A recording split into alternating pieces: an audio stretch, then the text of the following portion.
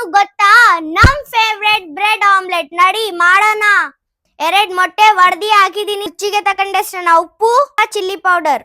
ಈಗ ಇದು ಮಿಕ್ಸ್ ಮಾಡೋಣ.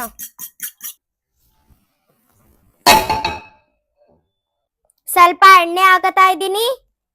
ಇದು ಡಿಪ್ ಮಾಡಬೇಕು. ತವಾ ಬಿಸಿ ಇದೆ, ಈ ತರ ಹಾಕಬೇಕು. 2 ಕಡೆನೂ ಈ ತರ ರೋಸ್ಟ್ ಮಾಡಬೇಕು. ಈ ತರ ಇದು ರೆಡಿ ಆಗೈತು.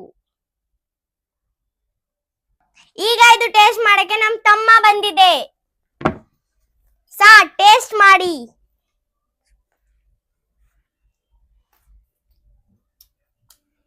ಸೂಪರ್ ಆಗಿದೆ. ಇದು ಸ್ಕೂಲ್ ಲಂಚ್ ಬಾಕ್ಸ್ ಗೆ ತುಂಬಾ ಈಸಿ ರೆಸಿಪಿ. ಇದೇ ತರ ರೆಸಿಪಿಗೆ ನಮ್ ಚಾನೆಲ್ ನ ಫಾಲೋ ಮಾಡಿ.